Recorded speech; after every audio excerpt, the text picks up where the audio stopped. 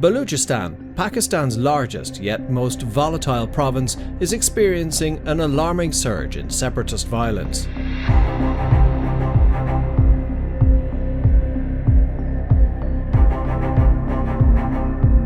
According to the website Sunday Guardian Live, since early 2024, insurgent groups like the Baluch Liberation Army or BLA and Baluch Liberation Front or BLF have intensified their attacks on security forces, highways and critical infrastructure, resulting in over 1,000 fatalities, a staggering 53% increase in violence compared to the previous year.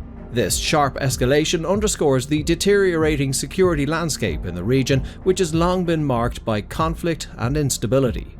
The insurgency, rooted in decades of marginalization and resource exploitation, has evolved into a sophisticated rebellion that now threatens to destabilize South Asia. Baluchistan's wealth of natural resources contrasts sharply with its enduring poverty and underdevelopment, fueling local resentment. Insurgent groups argue that economic projects such as the China-Pakistan Economic Corridor, or CPEC, disproportionately benefit external stakeholders while excluding Baluch citizens.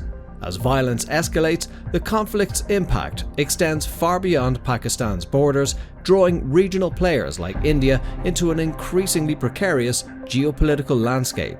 Welcome to the Global Insight.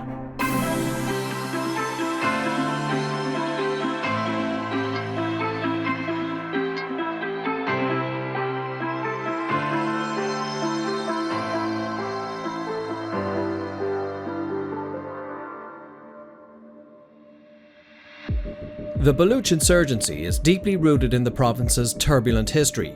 Since Pakistan's formation in 1947, the Baluch people, a distinct ethnic group with a strong sense of autonomy, have risen in rebellion 5 times against what they perceive as political oppression and economic exploitation. According to International Relations, each successive uprising has grown longer, deadlier, and more geographically widespread than the one before it.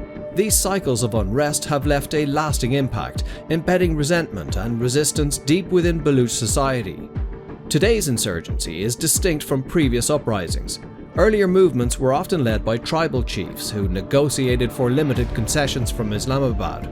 However, the current rebellion is spearheaded by educated professionals, doctors, lawyers, and academics who reject compromise and instead demand full independence. This shift in leadership has introduced a new level of organization and ideological clarity. Adding to this transformation is the prominent role of women like Maurang Baluch, who have emerged as vocal leaders in mass protests, a remarkable development in Baluchistan's traditionally conservative society. This evolution has given the insurgency fresh momentum, making it far more resilient and deeply rooted than in previous decades.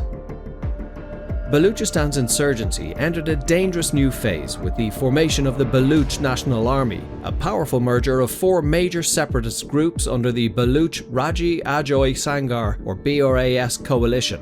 According to the Observer Research Foundation, this strategic consolidation marked a shift from fragmented attacks to what insurgent leaders called decisive guerrilla warfare. The BNA wasted no time in demonstrating its newfound strength. Mere days after forming, they launched Operation Herof, a coordinated assault that saw gas tankers torched along the coastal highway and a passenger train stormed, acts designed to cripple infrastructure and spread fear. The BNA's tactics reveal a chilling evolution in their operational capabilities. The group now employs drones for reconnaissance, plants improvised explosive devices with military precision, and coordinates simultaneous strikes across as many as 25 districts. In January 2025, this growing ambition became even clearer when 100 BNA fighters briefly seized control of Zerhi town, signaling their intent to hold territory, a dramatic escalation in the conflict. Pakistan's response has been ruthless, with security forces accused of forcibly disappearing over 250 Baluch students in early 2025 alone. Many of these individuals were later found dead in remote areas, a grim reminder of the conflict's human toll. Yet, as one analyst grimly observed, every disappearance creates 10 new insurgents, underscoring the vicious cycle that continues to fuel this enduring rebellion.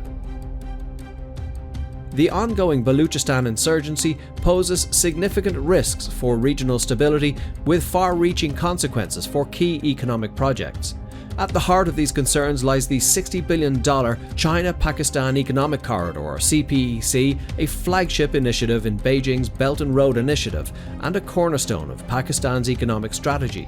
According to the Jamestown Foundation, Baluch separatist groups such as the Baluch Liberation Army have repeatedly targeted CPEC infrastructure, seeing it as a tool of exploitation that enriches Pakistan's elite and foreign investors while marginalizing the Baluch people.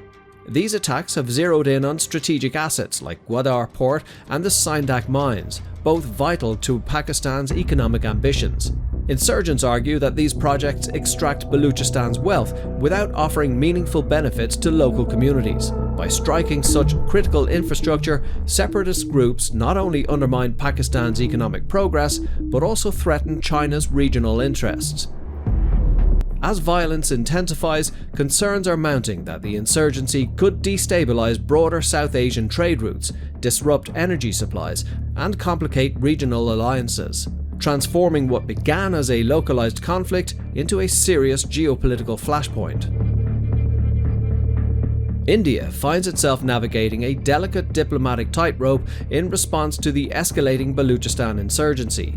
While Prime Minister Narendra Modi notably raised concerns about Baluchistan's human rights situation in a 2024 speech at the United Nations, New Delhi has consistently denied accusations of directly funding Baluch insurgent groups.